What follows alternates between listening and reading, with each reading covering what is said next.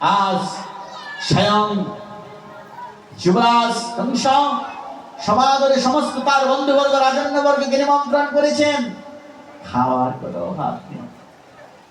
ছোট রাজা নয় তো, ছোট রাজা নয়, ভারতবর্ষের শ্রেষ্ঠ সম্রাট মহারাজ কংস, সম্রাটদের মধ্যে অন্যতম একজন সম্রাট। তার আশেপাশের অঞ্চলের ছোট ছোট রাজাগণ সম্রাটকে কর দিতেন। তাই সমস্ত রাজাগণ, এলাকার সমস্ত তার ওই রাজত্বের অন্তরে থাকা সমস্ত ছোট ছোট রাজারা সকলে তার শাসন্নী মন্ত্রী আদিকে নিয়ে আজ সম্রাট কংসের বোনের বিয়ে সবাই কত কত উপঢৌকন নিয়ে এসেছেন। আজ এমনিতে বিয়েতে খাওয়ার তো যত সর্বচস্যে হোপেও আয়োজন হয়েছে, মিন্নি মাঠাল মিঠাই, যত রকম আয়োজন, যত রকম শাক তরকারি, যত রকম ব্যঞ্জন, যত রকম পরিবেশন করা যায় সমস্ত কিছুর আয়োজন হয়েছে। যে যেটা খাবে, যার যেটা ভালো লাগে নিজ নিজ গ্রহণ করবেন, কোনো অভাব নেই, সব আয়োজন করেছে। আর দই মিষ্টি সব পরিপূর্ণ। রাজবাড়িতে সমস্ত মণ্ডপ সজ্জিত হয়েছে। রাজকন্যা দেবকী দেবী রাজপুত্র বসুদেবকে অপূর্ব সজ্জে সজ্জিত করে, মুকুটায়িত করে আজ উলুধ্বনি বাজনা বংশী বাজিয়ে আজ পরমানন্দের সহিত বিয়ে মণ্ডপে বিয়ে দেয়া হলো, মন্ত্র উচ্চারিত হলো, বিয়ে সম্পন্ন হলো, সিঁদুরদান সম্পন্ন হলেও পরমানন্দ। যারা বিয়ে করেছেন তারাই বোঝেন কি আনন্দ, তাই না? অত্যন্ত আনন্দের বিষয়, পরমানন্দের বিষয়। মনে একটা উত্তেজনা থাকে, আনন্দ থাকে, ওই আনন্দে চিত্তে আর যারা বিয়ে দেখতে গিয়েছে তাদের মধ্যে আনন্দ। সম্রাটের বিয়ে তো, সম্রাটের বাড়িতে গিয়ে রাজপুত্রের রাজকন্যার বিয়ে সজ্জিত। আর এত অপূর্ব দেখতে না, এত অপূর্ব রাজকন্যা রাজপুত্র, যেন অনন্ত কোটি সূর্য, যেন চন্দ্র, যেন তাদের মুখমণ্ডলে প্রকৃতি, এত অপূর্ব তাদের রূপ। এ দর্শন করে না বিমোহিত হয়ে গিয়েছে সকলে। এই কন্যা এবং নবজামাতার আর নববধূকে দেখে না এতটাই বিমোহিত হয়ে গিয়েছে। চতুর্দিকে বিভিন্ন গায়কগণ গাইছে, ভাটকগণ বাজনাদারগণ বাজাচ্ছে, কি আনন্দ! চতুর্দিকে মিষ্টি মান্ডা খাচ্ছে সকলে, ফুল ছিঁড়াছিড়ি করছে, উলুধ্বনি হচ্ছে। আর সাক্ষাৎ স্বর্গ থেকে সমস্ত দেবতাগণ দেবকী বসুদেবের বিয়ে দর্শন দিচ্ছে। দেবগুণে সম্পন্ন তো বসুদেব, সাধারণ কেউ নয়। বিয়ে তো হলো, আনন্দ চিত্তে বিয়ে হলো। আজ বিয়ে হওয়ার পরে সাক্ষাৎ কংস নিজেই দেবকী দেবীকে এবং নবভগ্নিপতি বসুদেবকে রথে আরোহণ করিয়ে আজ নিজেই সারথি হয়ে চলছে, বরের গৃহে নিয়ে যাবে। কিন্তু চলতে চলতে রাজগৃহ থেকে বেরিয়েই না, রাজগৃহ থেকে যেমনি ওই রথটা শুধু বাইরের দিকে ধাবিত হয়েছে, আকাশ মার্গ থেকে আকাশবাণী হলো, রে মূঢ় কংস, মহারাজ কংস, তুমি আনন্দ চিত্তে যাহাদের নিয়ে চলছ রথে করে, তাহার ওই দেবকীর অষ্টম গর্ভজাত সন্তান তোমার মৃত্যুর কারণ। এর কারণটা কি? দেবকী বসুদেবের যে সেবা করছে, যে সেবা আরম্ভ করেছে, তাহলে তো আর কৃষ্ণ আসবে কোত্থেকে? কৃষ্ণ আসবেন? এই সময়েতে দেবতাগণ যোগমায় আদি লীলা শক্তি আকাশবাণী করে দিলেন, যাও। কংসের মধ্যে ভীতি ধরিয়ে দিলেন। আর কংস তৎক্ষণাৎ দেবকীর মুষ্কেশা আকর্ষণ করে তাকে মারবার জন্য অসি ধারণ যখন করলেন, প্রাণকে তো সকলেই ভালোবাসে, বিশেষ করে অসুর গুণ সম্পন্ন ব্যক্তিরা। যারা আসুরি গুণ সম্পন্ন তাহারা তো যে কোনো মূল্যে নিজের প্রাণ রক্ষা করতে চায়। ধর্ম অধর্ম তাদের মধ্যে থাকে না। কংসকে যে কোনো প্রকারে হোক বসুদেব নিরস্ত্র করতে যাচ্ছেন, কিন্তু পারছেন না। শেষে কথা দিলেন, হে রাজন, হে জ্যেষ্ঠ ভ্রাতা, হে যুবরাজ,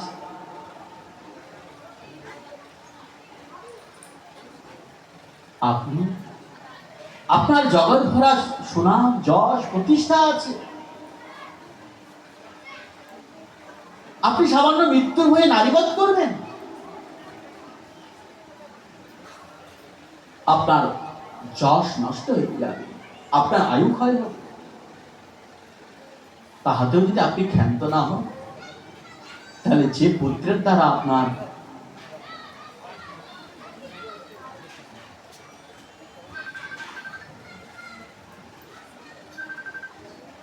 মৃত্যু সম্ভাবনা, আমি ওই দেবকীর গর্ভজাত যতগুলো সন্তান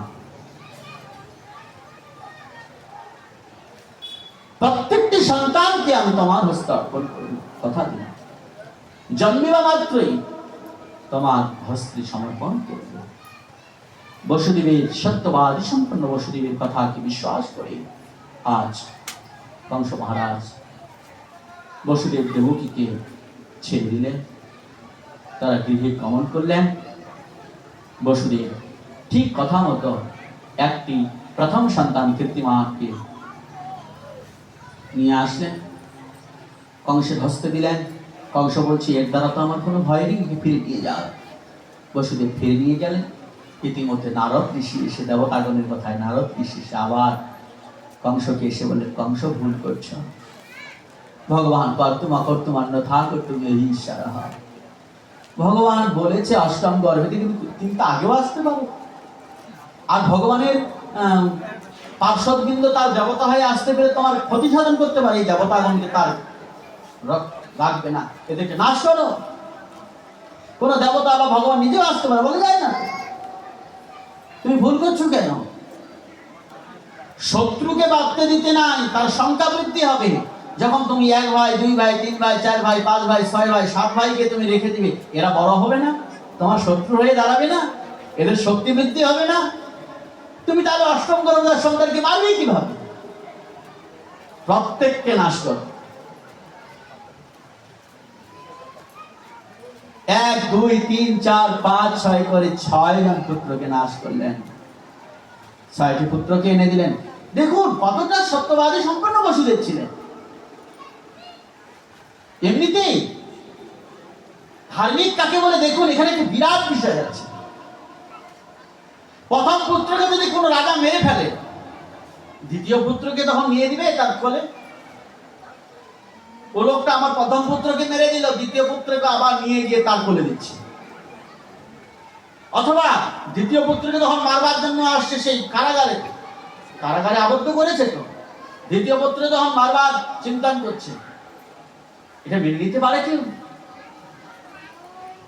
1 2 3 4 5 6 করে 6টি পুত্রকে নাশ করবে, যাদের দ্বারা কংসের কোনো ভয় ছিল না, যাদের দ্বারা কংসের মৃত্যু হতো না। এটাই কংসের আরো মহা পাপ, তার পাপকে আর বেশি করে ভার করবে। কারণ কংস জানে যে প্রথম পুত্রের দ্বারা মৃত্যু নাই, কিন্তু 6টি পুত্রকে কেন সে নাশ করলো? এটাই তার জীবনের পাপকে বেশি করে ভারী করে দিল। ভগবান আসার জন্য বেশি করে ভগবানকে অগ্রসর করে দিল। আর এটাই নারদমুনি করালেন যে তোমার আসুরিক প্রবৃত্তিকে আরো বৃদ্ধি করে তোমাকে নাশ করবেন। মনে রাখবেন, যারা আসুরিক গুণ সম্পন্ন ব্যক্তি, যার যতই বৃদ্ধি হোক না কেন, যারা যত পাপ কর্ম করে যদি তার শাস্তি না হয়, এর বিপরীতে যত সে পাপ করবে তার মৃত্যু, তার বিনাশ তত তাড়াতাড়ি অগ্রসর হয়ে এগিয়ে আসবে। সে তার নিজের বিনাশকে নিজেই এগিয়ে আনছে। কংস এইভাবে 1 2 3 4 5 6 জন পুত্রকে যখন নাশ করলেন, বিনাশটাকে নিজেই এগিয়ে আনলেন। এবং সপ্তম গর্ভজাত সন্তান রূপে যোগমায়ার প্রভাবে সেখানে আবির্ভূত হলেন সাক্ষাৎ বলভদ্র ভগবানের ভিন্নময় কলেবর সাক্ষাৎ গুরুপাদ পদ্ম স্বয়ং ভগবান শ্রী বলদেব ভগবান কি সাক্ষাৎ ভগবান শ্রী বলদেব স্বয়ং অভিন্ন কলেবর শ্রীহরি আজ অবতীর্ণ হলেন দেবকীর গর্ভে। সাক্ষাৎ বলবান প্রকট হয়ে দেবকীর গর্ভে যখন প্রবেশ করলেন, যদি বলরামকে আঘাত করতে চায়, বল রাম সর্বশক্তি সম্পন্ন, তাকে নাশ করবার শক্তি কংসের নেই। তাহলে তিনি কংসকে বিনাশ করে দেবে, তাহলে আর ভগবান গোবিন্দের অবতার হবে না, লীলা হবে না। তাই লীলা শক্তির প্রভাবেতে যোগমায়া কে আদেশ করলেন ভগবান, ওই লীলা শক্তি যোগমায়া দেবী রোহিণীর গর্ভ থেকে বলরামকে প্রকট করালেন। অর্থাৎ দেবকীর গর্ভটা গর্ভান্তরিত হল লীলা শক্তির প্রভাবেতে রোহিণীর গর্ভ থেকে জগতে আগমন করলেন। কিভাবে সম্ভব?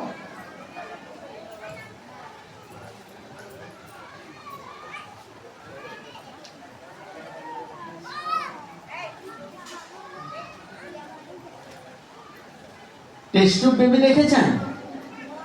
এখন টেস্ট টিউব বেবি হচ্ছে, সন্তান নেই, টেস্ট টিউব বেবি হচ্ছে। তাহলে যে কতটা এই লীলাটা তো আগেই করে দিয়েছে সাক্ষাৎ লীলা শক্তি যোগমায়া দেবী। দেবকীর গর্ভস্থ সন্তানটাকে রোহিণীর গর্ভ থেকে জগতে প্রকাশ করেছে। ভাই বলভদ্র ভগবান কি। এইভাবে সাক্ষাৎ বলরাম জগতে প্রকট হলে দেবকীর গর্ভ ভগবান শ্রীকৃষ্ণ আসার উপযুক্ত হল। ভগবান বলরাম যখন প্রকট হলেন, সাক্ষাৎ গুরুপাদ প্রথম দেবকীর গর্ভটা কি হলো? পরিষ্কার হয়ে গেল। ৬টি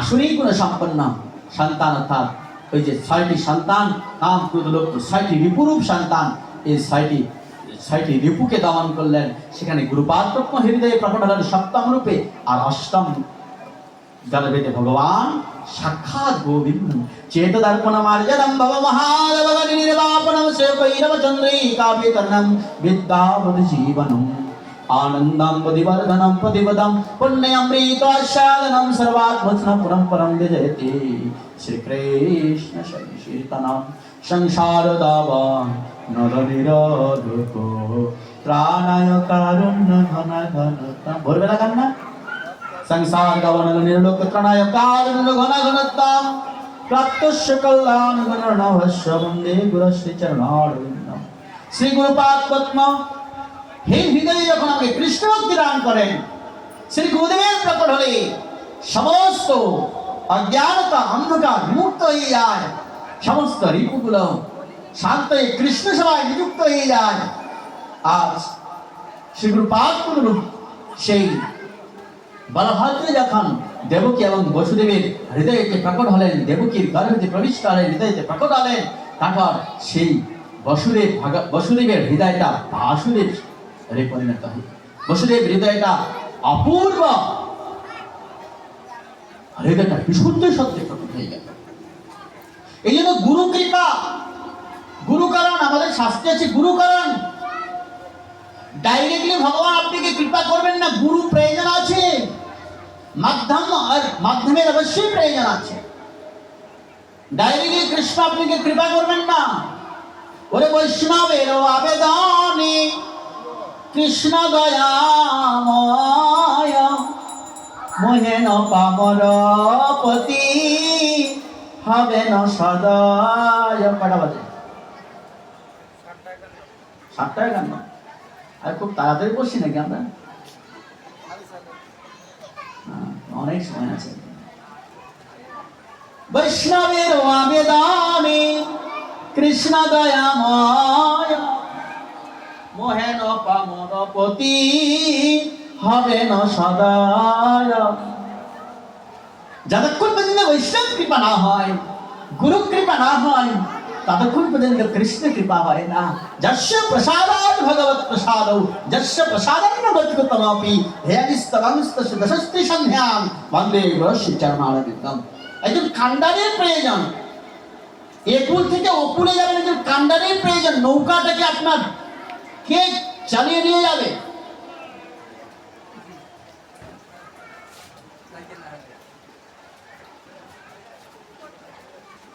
ভবকুল